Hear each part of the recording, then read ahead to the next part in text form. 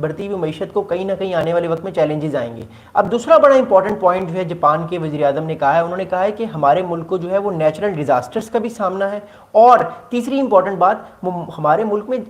Prices हो रही हैं, इन्फ्लेशन बढ़ रही है। अब इन तीन चैलेंजेस को मैं ही ठीक कर सकता हूं, इस वजह से मैं रिज़ाइन नहीं करूंगा। अब उनका ये बयान जो है एक तरह से पॉलिटिकल हलचल उसने मचा दी है। बहुत सारे जो पॉलिटिकल एनालिस्ट हैं वो भी बहुत सारी बातें कर रहे हैं कि क्या वजह है कि जो वज़ीर आज़म है उन्होंने इतना सख्त बयान दिया है। देखिए, जापान ये जो इलेक्शन हारा है, जापान की जो पॉलिटिकल पार्टी है ये जो इलेक्शन हारी है, इसके पीछे दो बहुत इंपॉर्टेंट रीज़न हैं जो लोगों को नज़र आ रहे हैं, जो पॉलिटिकल साइंटिस्ट को नज़र आ रहे हैं। पहला रीज़न ये है कि जापान की जो हुकूमत है ये पिछले 1-1.5 साल से एंटी चाइना पॉलिसी का स्टांस इनका बहुत कम है। अच्छा, आपको इस बात का हिस्टोरिकली पता होगा कि जापान की जो हुकूमत जो भी आती है उसकी बेसिक जो पॉलिसी होती है चाइना को लेके वो बड़ी सख्त होती है, वो बड़े हार्ड लाइनर्स होते हैं, वो पसंद नहीं करते कि चाइना जो राइज कर रहा है, और इसलिए वो अमेरिका पे रिलाई ज़्यादा करते हैं। लेकिन एक चीज़ नोट की गई है कि पिछले 1 से 1.5 साल में जब से ये नए जो है वो शिगुरो साहब आए हैं, नए प्राइम मिनिस्टर आए हैं जापान के, इन्होंने जो है वो अपनी पॉलिसी को इतनी सख्त नहीं रखी चाइना के अगेंस्ट, जिसकी वजह से जो है जो लोग हैं उनको ये चीज़ समझ आ रही है कि ये इतने ज़्यादा पावरफुल प्राइम मिनिस्टर नहीं है और ये चाइना के अगेंस्ट खड़े नहीं हो सकते जिस तरह के से बाकी माजी में प्राइम मिनिस्टर्स खड़े हो जाते थे चाइना के अगेंस्ट। जैसे आपको याद होगा शिंजो आबे थे, वो बहुत स्ट्रॉन्ग और बड़े पावरफुल प्राइम मिनिस्टर थे। अनफॉर्चुनेटली उनकी असैसिनेशन हो गई, उनको मार दिया गया, लेकिन वो बहुत एक पावरफुल प्राइम मिनिस्टर थे। वो चाइना के अगेंस्ट बहुत सख्त इकदाम लेते थे और अमेरिका भी उनकी बड़ी सपोर्ट करता था, और वो 4 बार चाइना के वज़ीर आज़म बने। वो बहुत लंबे अरसे तक चाइना के वज़ीर आज़म रहे, बड़े पावरफुल वज़ीर आज़म थे, सॉरी जापान के वज़ीर आज़म थे, चाइना के नहीं थे। और वो चाइना के जो थे वो अगेंस्ट उन्होंने बहुत सारे स्टांस लिए। इस चीज़ को लेके जो नए ये वाले जो वज़ीर आज़म इस टाइम है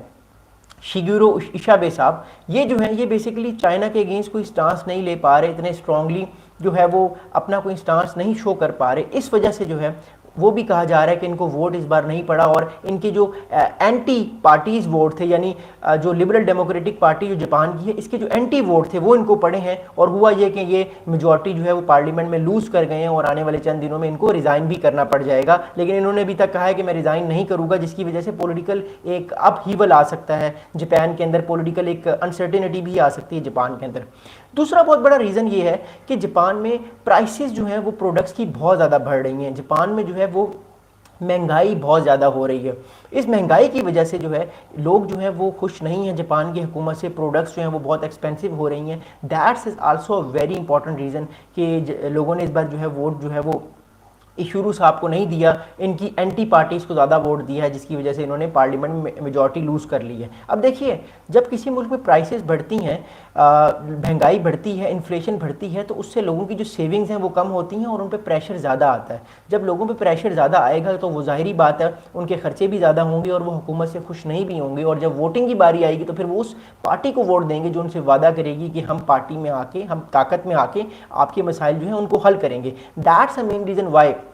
जो इनका इस बार ये इलेक्शन जो लिबरल डेमोक्रेटिक पार्टी जो इलेक्शन जो है वो बुरी तरह से उनको शिकस्त हुई है,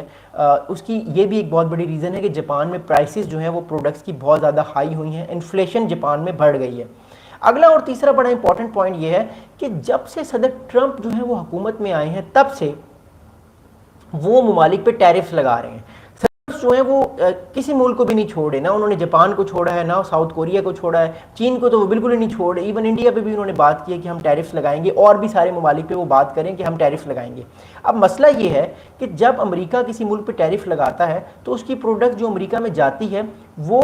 पहले की प्रोडक्ट से ज़्यादा महंगी हो जाती है, तो अमेरिकी लोग ज़ाहिरी बात है वो प्रोडक्ट खरीदेंगे जो कि उनको सस्ती पड़ेगी। दैट्स अ बेसिक कि अमेरिकी लोग जो है वो कोशिश कर रहे हैं कि वो सस्ती प्रोडक्ट खरीदें और अमेरिकी प्रोडक्ट कोशिश कर रहे हैं वो खरीदें। ये बेसिकली ट्रंप की फॉरेन पॉलिसी है कि अमेरिका फर्स्ट, हमने अमेरिकी प्रोडक्ट्स बनानी है और अमेरिकी प्रोडक्ट्स अमेरिकी लोग खरीदें, किसी और मुल्क की ना खरीदें। इसलिए जो है वो